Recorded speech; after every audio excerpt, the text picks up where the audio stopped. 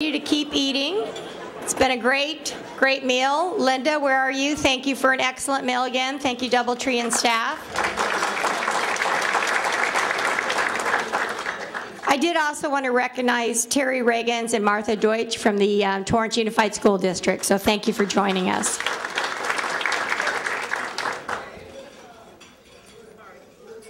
I'm going to ask Frank Flores, Vice President of Engineering Programs for Northrop Grumman, to come to the stage. I'm going to do a little bio on Frank, and then he will be introducing our dignitaries. Frank Flores is Northrop Grumman Engineering and Global Product Development Vice President of Unmanned Systems. In his role, Frank is responsible for managing engineering processes, test resources, design and development of unmanned system programs on behalf of the 20,000-person aerospace systems operating sector. Frank began his career in 1987 holding positions of increasing responsibilities within Northrop Grumman. He holds a Bachelor and Master of Science degrees in electrical engineering from the University of Southern California.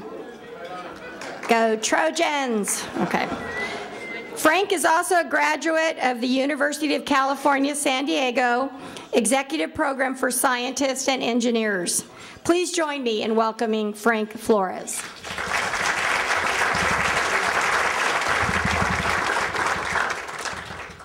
Good afternoon. Appreciate the Trojan support. On behalf of the 11,000 Northrop Grumman employees in the South Bay, I am honored to represent the company as a major sponsor of today's event. It is my privilege to introduce our guest speakers, Congresswoman Maxine Waters and Congressman Henry Waxman. As a leading global security company, Northrop Grumman recognizes the importance of having an informed and engaged Congress, one that is willing to take on the legislative challenges facing America today and in the future. Congresswoman Maxine Waters and Congressman Henry Waxman are two of America's leading authorities in international relations, economic development, healthcare, and the environment and homeland security. Their participation is critical to achieving the goals of our nation. Let me begin by introducing our first speaker, Congresswoman Maxine Waters. Throughout her 37 years of public service, the Congresswoman has been on the cutting edge, tackling difficult and controversial issues. She has combined her strong legislative and public policy acumen and high visibility in the Democratic Party activities with an unusual ability to do grassroots organizing. Prior to her election to the House of Representatives in 1990, Congresswoman Waters had already attracted national attention for her no-nonsense, no-holds-barred style of politics. During her 14 years in the California State Assembly, she was responsible for some of the boldest legislation California has ever seen. The largest divestment of state pension funds from South Africa, the nation's first statewide child abuse prevention training program, the prohibition of police strip searches for nonviolent misdemeanors, and the introduction of the nation's first plant closure law. She has used her skills to shape public policy and deliver the goods. $10 billion in total loan guarantees to cities for economic and infrastructure development, housing and small business expansion, $50 million appropriation for Youth Fair Chance program, which established an intensive job and life skills training program for unskilled, unemployed youth, and created a Center for Women's Veterans, among others. Congresswoman Waters was born in St. Louis, Missouri, the fifth of 13 children reared by a single mother. She began working at age 13 in factories and segregated restaurants. She attended Cal State University at Los Angeles, where she earned a Bachelor of Arts degree. She began her career in public service as a teacher and a volunteer coordinator in the Head Start program. Ladies and gentlemen, please join me in a warm welcome for our Congresswoman, the Honorable Maxine Waters.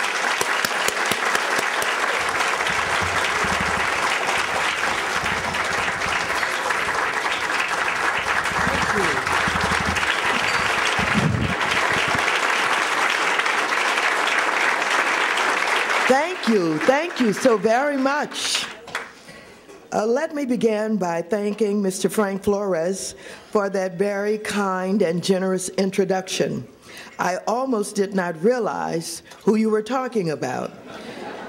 But I'm so honored to be here with all of you this afternoon, and I would like to recognize my colleague with whom I share representation for the city of Torrance, Congressman Henry Waxman. And also, I would like to say a special thanks to my friend, the mayor of this wonderful city, Mayor Frank Scotto.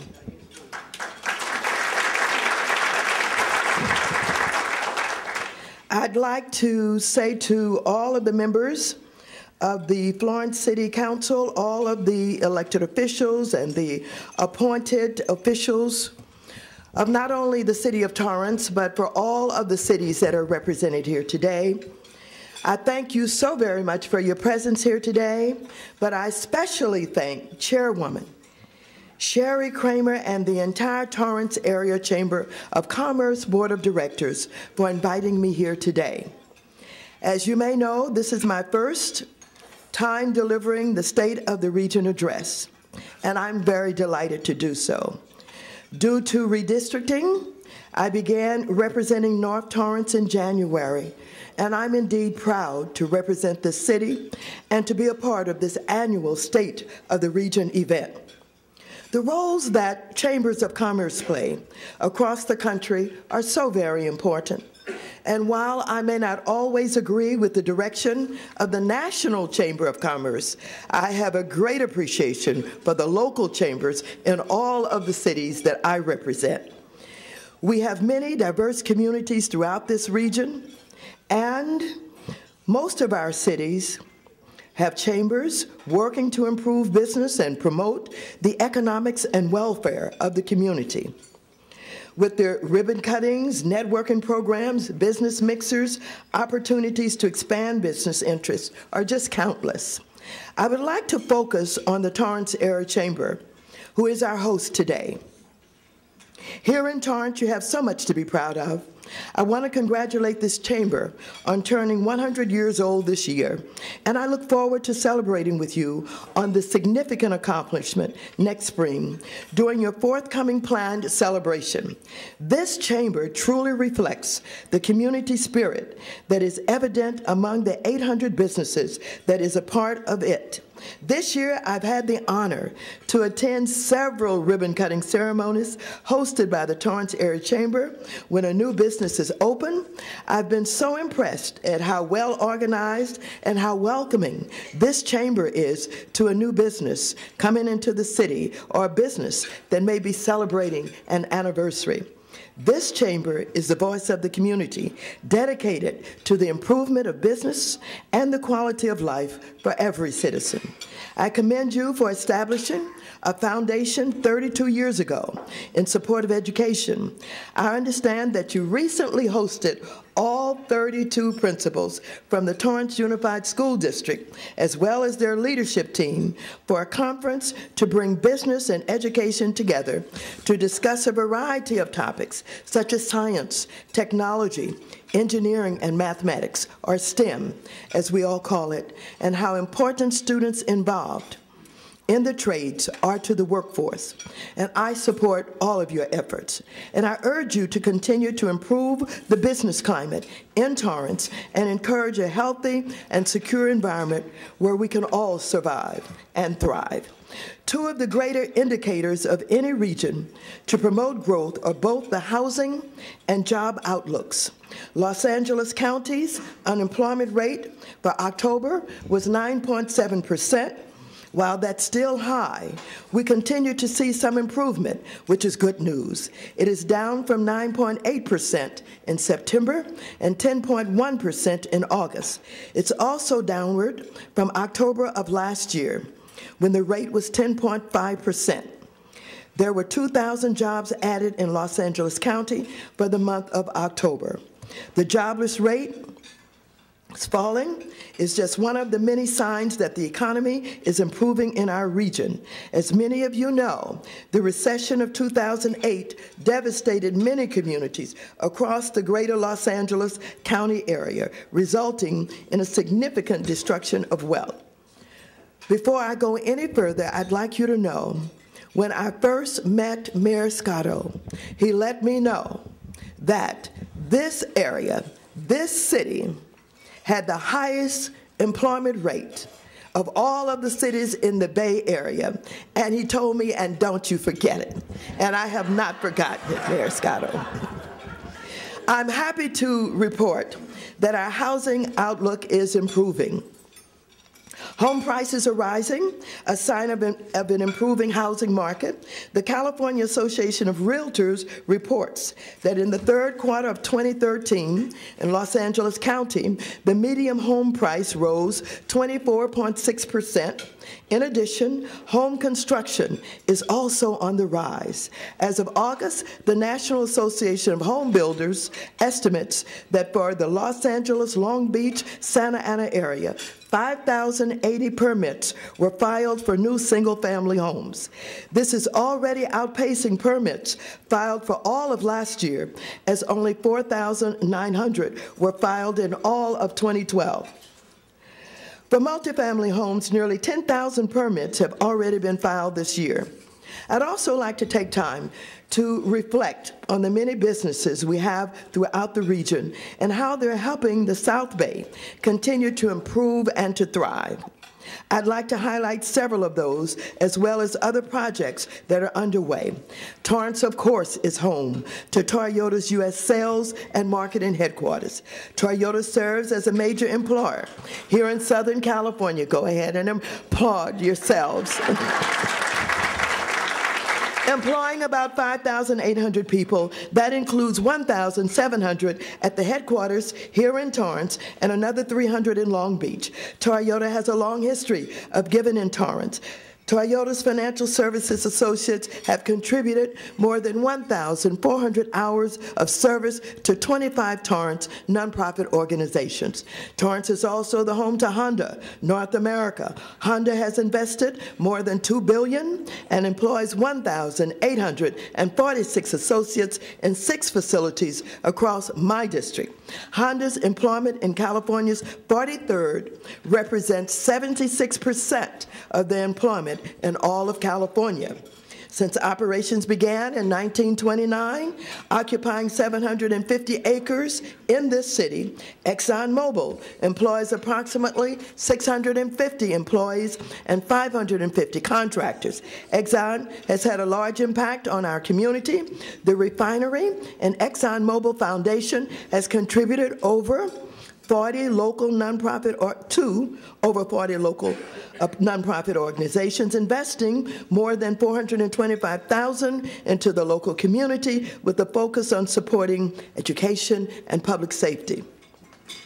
One of 4, go ahead, you may applaud yourselves. One of 4 sectors within the Northrop Grumman Corporation is located in our region. The Northrop Grumman Aerospace System is a premier developer, integrator, and producer of manned and unmanned aircraft, space systems, and advanced technologies critical to our nation's security. They have estimated about 7,500 are employed at the Redondo Beach headquarters and about 3,500 in El Segundo. Let me move on to the Port of Los Angeles, LAX, and the Los Angeles Air Force Base Space and Missile Center. Economic contributions to our regional economy is far-reaching. The port is connected directly and indirectly with tens of billions of dollars in industry sales each year in the Southern California region.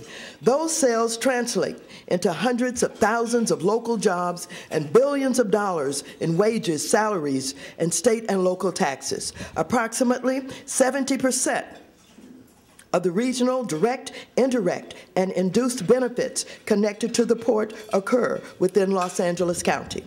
The Los Angeles Air Force Base Space and Missile Center, which manages research, development, and acquisition of military space systems, has a nearly $2 billion impact on the Los Angeles area economy and employs approximately 6,227 individuals, including military, civilians, and contractors, making it one of the area's largest employers. This past August, I visited with the center's commander, Lieutenant General Ellen Pawlikowski. I was proud to see the healthcare services they have on the base and the child care services they're providing to their employees. As we all know in this room, the Los Angeles International Airport, that is LAX, is another major economic driver for our region. LAX is the 6th busiest airport in the world and the 3rd busiest in the United States. An economic impact study in 2011 reported that operations at LAX generated 294,400 jobs in the Los Angeles County area with labor income of $13.6 billion and economic output of more than $39.7 billion. This activity added $2.7 billion to local and state revenues. A $4.11 billion capital improvement program is now underway at LAX, generating nearly 40,000 local jobs. The centerpiece of this program, the $1.9 billion new Tom Bradley International Terminal project, was just completed in September. Earlier this month, I was pleased that the Los Angeles Board of Commissioners and the City of Inglewood reached an agreement on $7.7 million in funding for noise mitigation efforts in Inglewood. The agreement will provide funding to continue soundproofing residences in the City of Inglewood from the noise of aircraft utilizing LAX. This project will welcome contracting jobs to soundproof approximately 173 homes and design and engineering for another 131 homes. Also in Inglewood, the Madison Square Garden Company acquired the well-known Forum Arena in Inglewood in June last year. It is currently revitalizing the Forum to create a world-class entertainment venue. It is currently undergoing a $100 million renovation scheduled to be completed in January. During construction, to date, there has been more than 320 full-time equivalent jobs on site and from spillover activity in the community. More than 180 Inglewood residents were hired. Over the next 30 years, we can expect $34 million in general fund revenue, $25 million in property tax increment, and $1.4 billion in total economic impact. The Forum will now be able to compete with other entertainment venues like the Staples Center for concerts and events. The Madison Square Garden Company just held 2 job fairs last Thursday and Friday to fill nearly another 300 openings for positions ranging from concession workers to security to ticket takers and parking attendants at the Forum. Ladies and gentlemen, there were over 10,000 people in line for those jobs. I'm thrilled that we have companies that continue the great tradition of aerospace history in the South Bay. As a company that is building the world's most advanced rockets and spacecraft, SpaceX has surely made its presence felt on Crenshaw Boulevard and Rocket Road in Hawthorne, and is building and is a budding source of local pride. It is home to the Falcon 9 launch vehicle and Dragon spacecraft, the first privately developed spacecraft in history to visit the International Space Station. SpaceX hires hundreds of its employees from the local area and currently employs over 3,000 talented men and women. Over the course of the coming year, SpaceX will train over 150 previously unskilled workers to become advanced manufacturing technicians through an apprenticeship partnership with 8 local colleges in our area, the first of its kind for an aerospace company in California. In Long Beach, the Boeing company is considering the city as one of the sites to manufacture 777X jetliner. As Mayor Scotto wrote to me in a recent letter, and he has a way of telling you what's on his mind, he said, in the South Bay, there's an outstanding job pool with the education, skills, experience, and talents necessary to build this 777X jetliner. Maintaining the South Bay as the leader in design and manufacturing of advanced commercial aircraft is key to our job market and significant to the South Bay region. Most of you are familiar with Silicon Valley in the San Francisco Bay Area, which is a world-famous haven for technology companies, including giants like Google and Facebook. But you may not know that many young entrepreneurs are bypassing Silicon Valley to start their companies in an area called Silicon Beach. Silicon Beach is a 3-mile region area rich in internet technology-related startup companies. The area stretches from Santa Monica to Venice and now to Playa Vista. Some of the companies in Silicon Beach include YouTube Space LA, which is owned by Google. There's also Microsoft that has approximately 200 employees that live in the Los Angeles County area. In 2011, Microsoft hosted its worldwide partner conference in Los Angeles. It was the largest convention ever held in Los Angeles and generated $48 million in revenue for the city. Ladies and gentlemen, despite the struggling implementation of the Affordable Care Act, which Henry Waxman is in charge of, not me.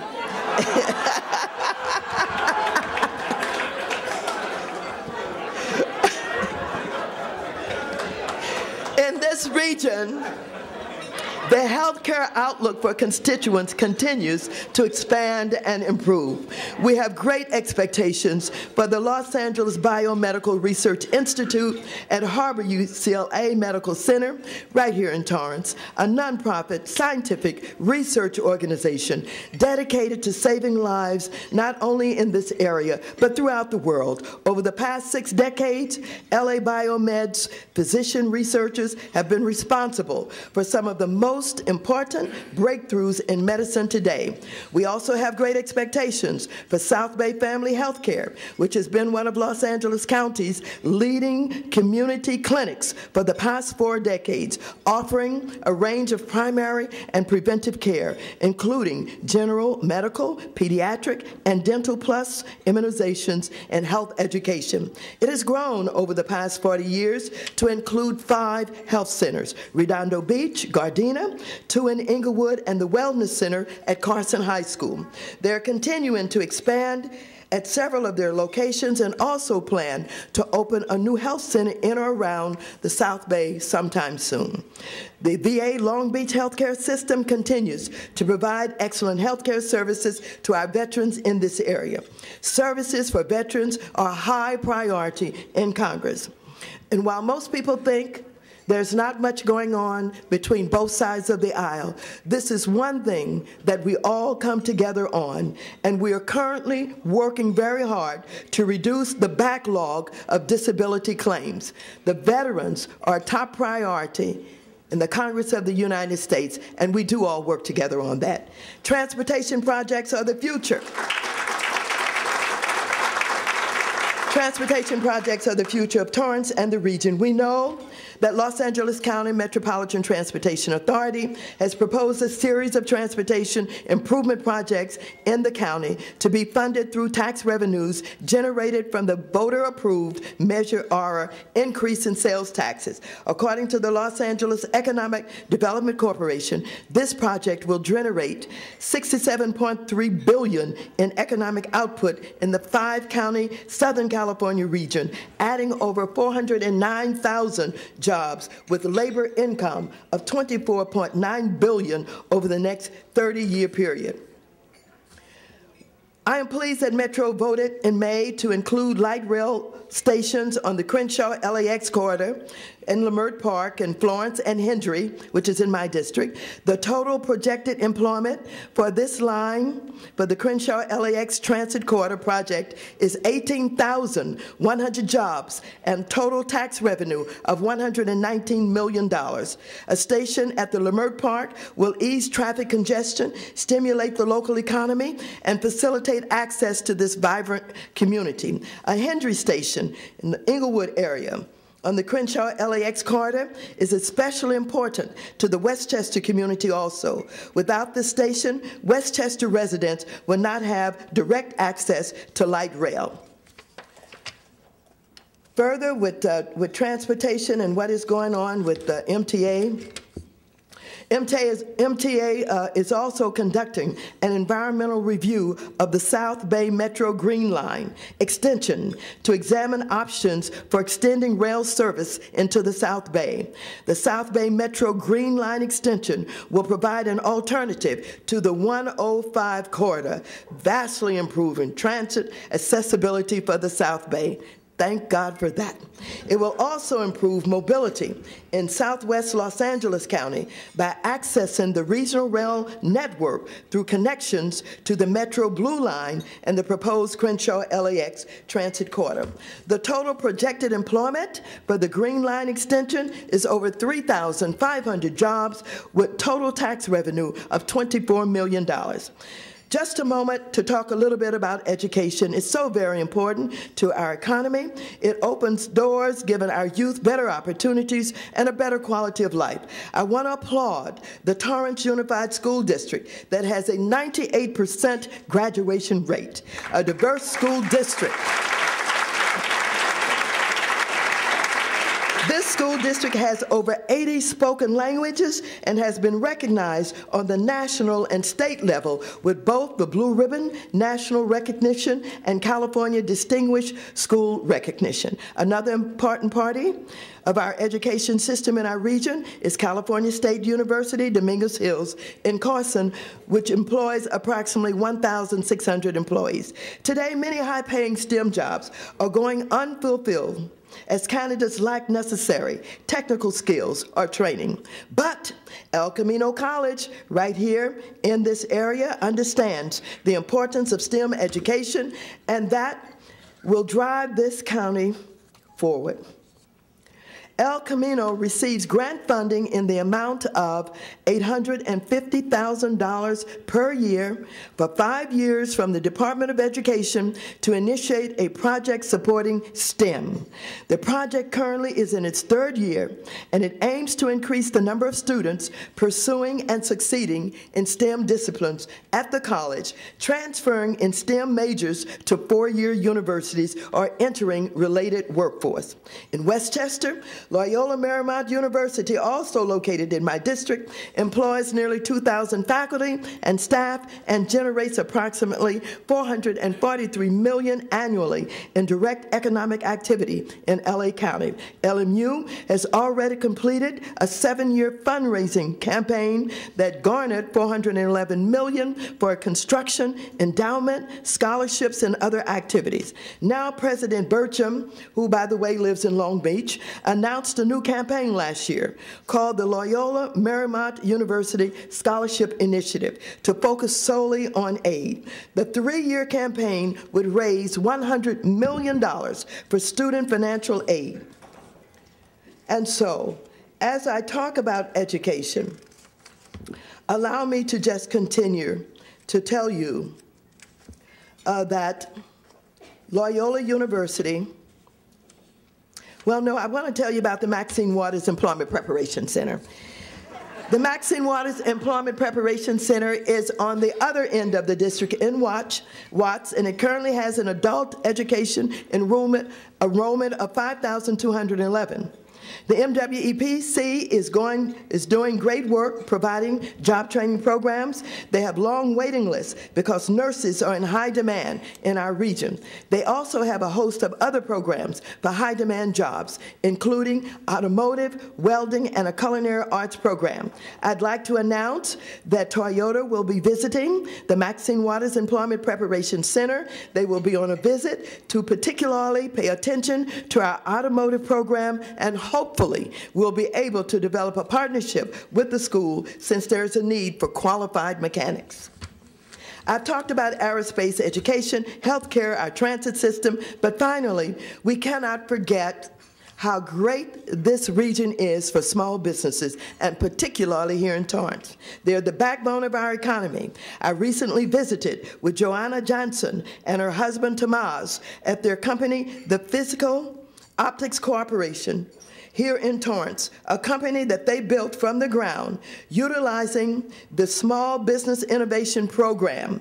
I supported the reorganization of this program designed to ensure that small businesses are able to compete for federal research and development awards. I did so to ensure that science and technology companies like POC could continue to grow, reinvest in our local economy, and employ more of our residents. Today, they reflect a wonderful American success story. I'm firmly committed to supporting small businesses. Small businesses represent more than the American dream. They represent the American economy. I believe the federal government plays an important role in helping to build and grow small businesses. When I fought for SBIR, this is the type of result I envisioned, a small business that would grow. It is our small businesses who help to rebuild main streets all across our region. Thank you so much for inviting me to speak here today. And I want to thank you very much, the Torrance Area Chamber of Commerce, for your continued commitment as a leading business advocate in the South Bay region. Before I close, I have to say that I was reminded today by some of our community bankers and our credit unions that they were in the room today and that we interact an awful lot, and I want you to know that another way that I'm trying to have bipartisan support in the Congress is to say that we must support our community banks and our credit unions. As a matter of fact, I'm getting along rather well with Jeb Henselin, who is the chair of that committee. He's way on the other side of me. I'm way on the other side of him, but we've been able to get together around community banks and credit unions. We want to relieve you of some of the regulations that keep you from investing in the community. We will continue to work on that. Thank you for being here today. Henry, I think they told me I had 10 or 12 minutes. I just could not say all of this in that little period of time. So I'm hopeful that they will be as gracious to you as they have been to me and allow you another 10 or 12 minutes.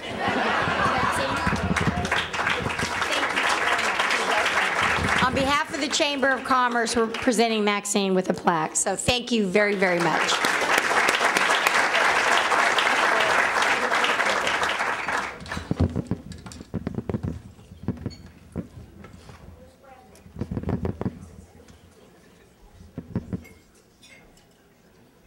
Thank you.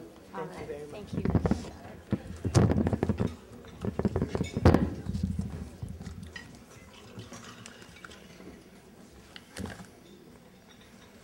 Well, thank you, Congresswoman Waters. That was very informative, and appreciate your participation and support for the South Bay. Now I have the distinct pleasure of introducing our second honored guest, Congressman Henry A. Waxman. Henry Waxman represents California's 33rd Congressional District, a newly created district that includes much of the South Bay, Beverly Hills, portions of West Los Angeles, Santa Monica, Malibu, and the San Fernando Valley. Since winning re-election with this new district last November, Congressman Waxman has demonstrated an understanding of the issues that matter to the South Bay. He has reached out to the region's aerospace community, visiting the Los Angeles Air Force Base and Northrop Grumman. He has made it clear that one of his top priorities is to protect the mission of the base and to oppose further rounds of base closures. He has spoken out against the cutbacks imposed at the Aerospace Corporation as a result of the government shutdown and against the painful effects of the federal budget sequester on defense programs and other defense priorities.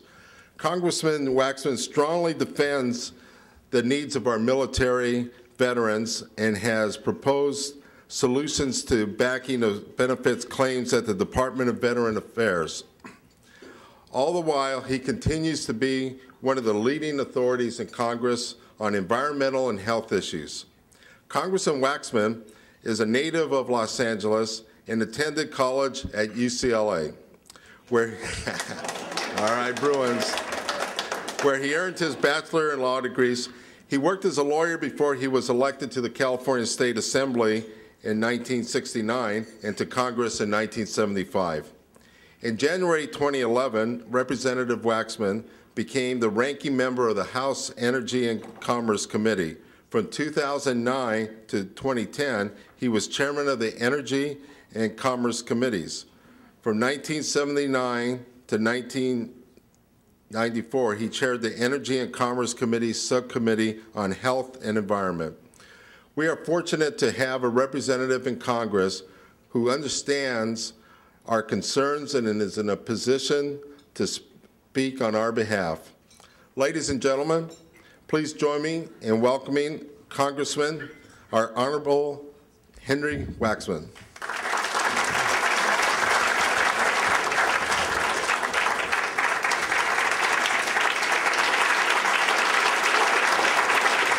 Thank you.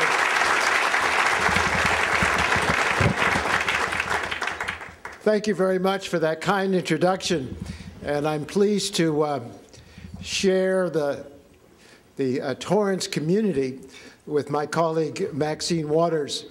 I don't think we share it equally. I think she has more of the territory than I do, so I will take less of the time in my State of the Community address.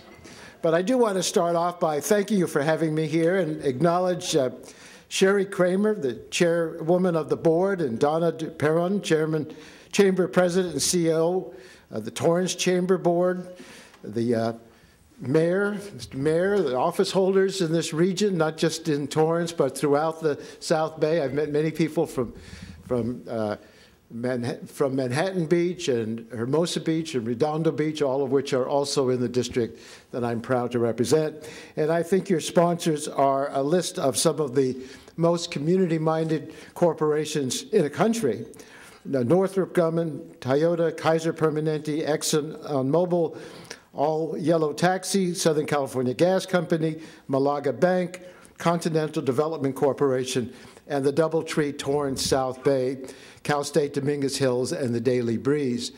I grew up in LA. Now, I didn't live that far from here, and in fact, when we had the 50th anniversary of my high school graduation, we had it in this hotel. I know it's hard to believe that I've been 50 years out of high school, but it's true. And I lived in a different part of Maxine Waters district, and now to go to the beach, I have to go through this part in those old days. But now the district that I represent is a wonderful coastal district. I want to congratulate the new school board members that were elected in November. I look forward to watching the June council race. It seems like there's always an election going on in the South Bay. So it keeps everybody on his or her toes. I thought the news out of Long Beach, which neither of us represents, but that Boeing may be coming to Long Beach, will bring jobs. It'll give a huge boost to the economy, and I'm delighted to hear that news.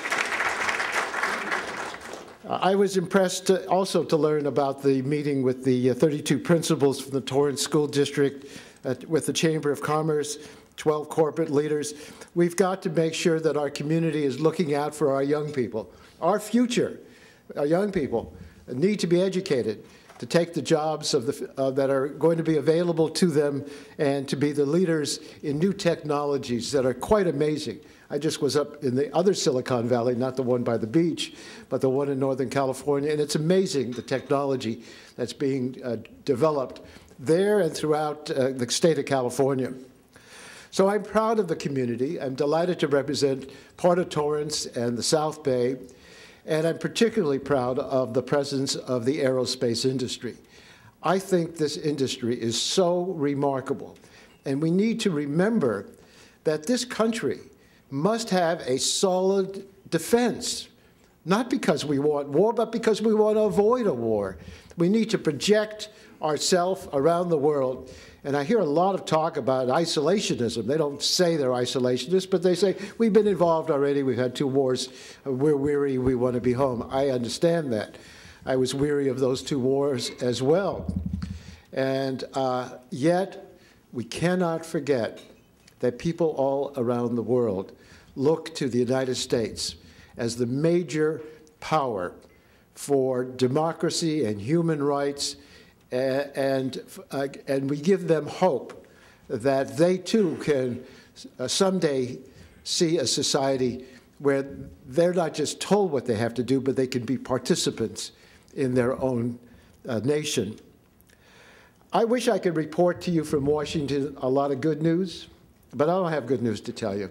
It has been a very, very difficult time in Washington. And I think, whatever your political point of view, the idea that the federal government was closed and so many people were out of work and our economy suffered billions of dollars in loss, for what? It didn't make any sense then, and it doesn't make any sense now. I think it was reckless and irresponsible. And when we had a large part of the federal government closed, it caused disruptions in important federal services upon which millions of Americans depend, whether it's food safety inspections, small business loans, public health activities, medical and scientific research, or the continuation of our contracting, a lot of our aerospace, military programs. They were all hurt, and it didn't make any sense. Our area suffered furloughs because local inspectors couldn't come to inspect aerospace equipment. Why? Why did we have that closed down in the government? Economists say that it cost the economy $24 billion. And the people who brought along the closure of our government say they're fiscal conservatives. And then they just threw away $24 billion. Well, I'm hopeful that this widespread public disapproval of the shutdown will mean we won't have it again, but we are facing a couple of deadlines, always facing deadlines, and we don't seem to act until we get to that deadline. The first one is in December, when we go back after Thanksgiving. We have got to figure out a budget. We didn't pass a budget. The House passed a budget, the Senate passed a budget, but we never got a single budget. I was to say amused is probably the wrong word, but astonished, because a lot of people have said, we ought to have a law. If you don't pass a budget, Congress doesn't get paid. They're not doing their job, they shouldn't be paid. That sounds really good until you realize that a budget's a moral document, and if you can't vote for it, and you're part of a majority that won't support it, that doesn't mean that the only ones should stay in Congress are those who could afford to go without their salaries. But to show you how cynical things are, the House passed a budget. And in the budget, they wrote the idea that this group called No Labels wants. It said, if the House fails to pass a budget, members of the House will not be paid. And then we passed the House-passed budget. The Senate said, oh, that's a good idea. They passed a budget, and in their budget, they said if the Senate were not to pass a budget, senators would not be paid. And this group, No Labels, said, we won. But they never said if you don't get a budget, which means both the House and the Senate have to be behind one document. And we didn't get a budget, and we don't have a budget. And we couldn't even get a conference to work out the differences on the budget. Finally, as a result of the close down of the government and all the threat of not keeping up with our obligations, we have a conference committee meeting. and they have a deadline of early December to come up with a budget. What I've argued is they've got to have a budget that reverses the cuts we've already seen in sequestration and prevent any further cuts. Sequestration, for those of you who followed this whole thing, it sounds like sequestration is what you do when you're electing a pope. You take the cardinals, you sequester them until they've reached an agreement. That's what they should do with the Congress, sequester us until we reach an agreement. But, but what we had was an automatic axing of funds, not what's worth spending money on, what's not, make the reductions, but do it in a fair way. It just said X number of percent of domestic spending is going to be cut in every single program. X number amount in the defense side will be cut automatically without regarding what's important and what's not. It's nonsensical.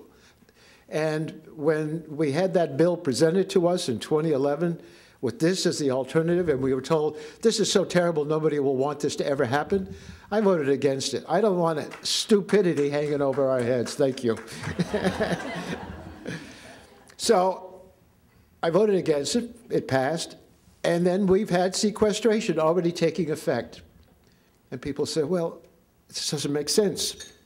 So we need to not just stop the next rounds of sequestration, which are primarily on the defense side, but restore the budget to what it was without sequestration, which was a lower spending level than we've ever had in years, reflecting the previous agreements in 2011.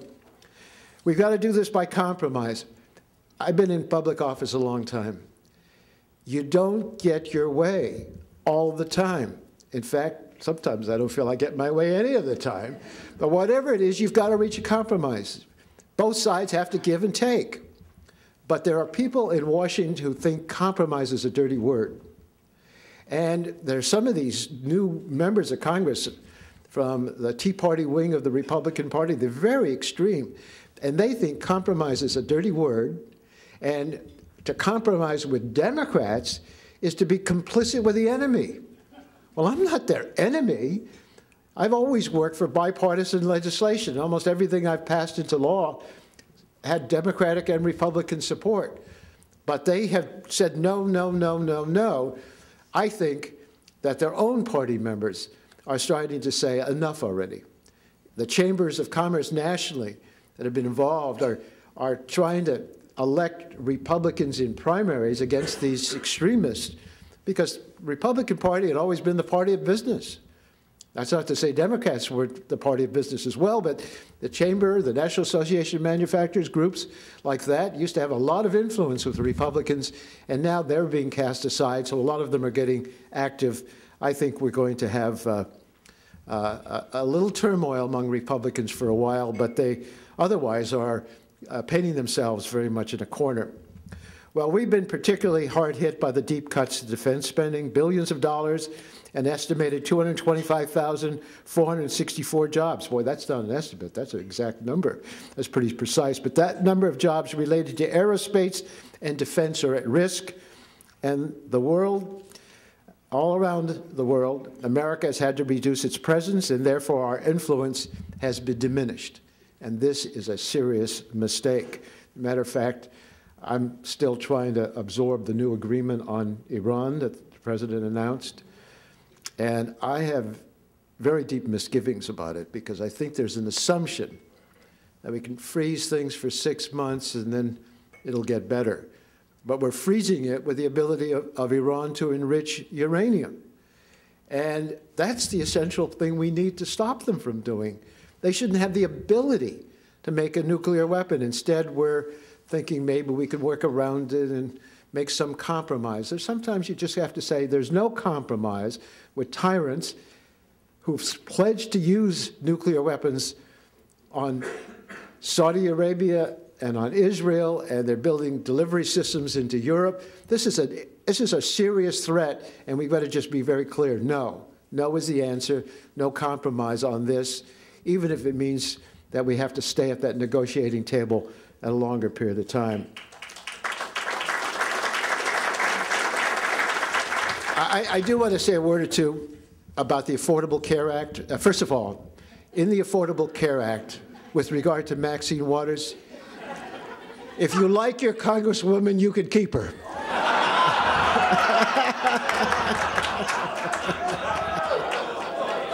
And you should. I worked hard on that legislation. Not that it's perfect, as you all know, but recognize where we were, where we have been. We've had a system where premiums are going up double-digit every year, whether you got your insurance or your jobs or in the individual market or wherever, even in Medicare. It's been going up double-digit rates every year. We spend twice as much per person on health care in this country than anywhere in the world, yet we have a lower life expectancy, higher infant mortality. We're ranked low on other key health indicators, and we've had nearly 50 million people who are uninsured. So we tried to do something about this to respect a core value, and that core value is that every American should be able to buy health insurance. They shouldn't be discriminated against because they had a previous medical condition. They shouldn't be discriminated because they can't afford certain policies. We ought to help them be able to afford it. We have to have competition between health care plans to hold down the price. Now, around the country, the rollout has been a disaster. In California, it's better. And we're going to see how it all works. But my view is, when you pass something of this major change, you've got to follow it up. You've got to make changes. You've got to learn from the experience. But we have voted over 46 times in the House of Representatives just to repeal it. People say, oh, we're going to repeal it, and then we'll put something in place. But we've never heard an alternative. We shouldn't have a system where people have limits on their individual policies, that when they get sick, they find out they no longer have insurance, that if they're women, they pay more for their health care. If they had ever been sick before, they can't even get a policy. That doesn't make sense. So we worked on the idea that we would have stopping the insurance discrimination, but getting everybody to be covered and giving people choices in a competitive marketplace with private insurance competing for their business. There are a lot of good reforms. For Medicare, we're closing the donut hole on the costs. For everybody insured, the preventive care has got to be without copayments, because we want people to prevent illnesses rather than have to treat the illnesses that could have been prevented. So I think this is a good bill, but we're going to have to make changes and stop the political posturing on it. If Republicans have some ideas to change it, we ought to listen to them. But we don't want to hear over and over, I just repeal it, throw it all out. That, to me, doesn't make sense. Well, in closing, I went to UCLA, I have to admit it. But I went to USC as well. Because after law school, I went to USC to continue my legal education. And I thought USC was a beautiful school, a great campus, and I represent UCLA campus. So I'm not going to say anything bad about UCLA, but USC is a very good school, and go Trojans, you should be proud of your school as well. Virtually all the legislation I've worked on in my career has been enacted with bipartisan support. The Clean Air Act amendments, the Safe Drinking Water Law, Nutrition Labeling and Education Act, the Ryan White Comprehensive Response to the AIDS Epidemic, to name just a few. The nutritional labeling, which allows people to control their diets if they want to, at least they can get the facts.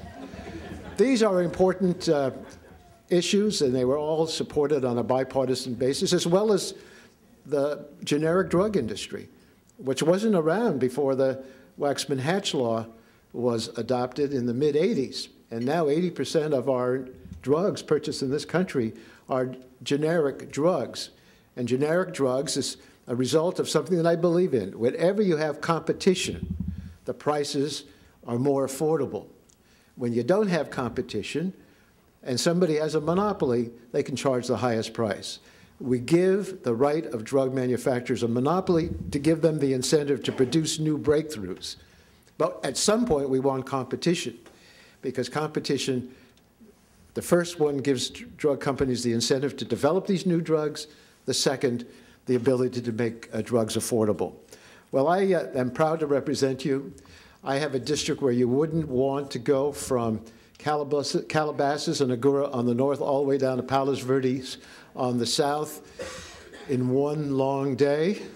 So I have to break it up. I also go to Hancock Park on the east, to the ocean on the west. I thought the Redistricting Commission did a fair job. I think that we do have a community of interest in so many of these areas. Whether you're in any part of this district or Maxine's district or anywhere else in this country, people want their elected officials to work together, get something done for the people, try to make this a better world for our kids, and improve the economy, because that helps everybody. And I pledge myself to continue to try to fight for those causes. Thank you so much.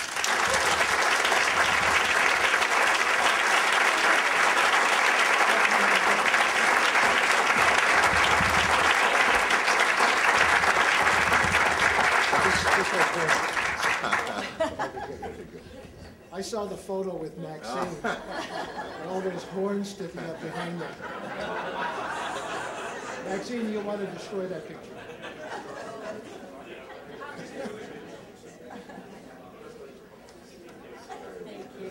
Thank you all.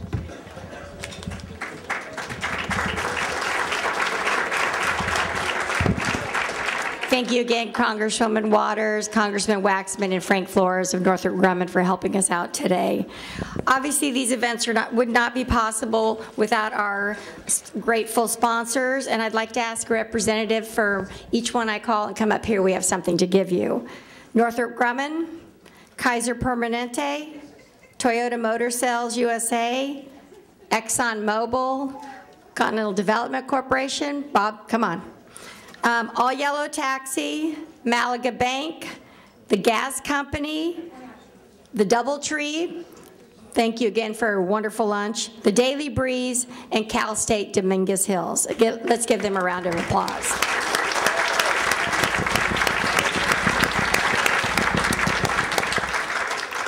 Again, we'd also like to thank some of our other people that help with this event.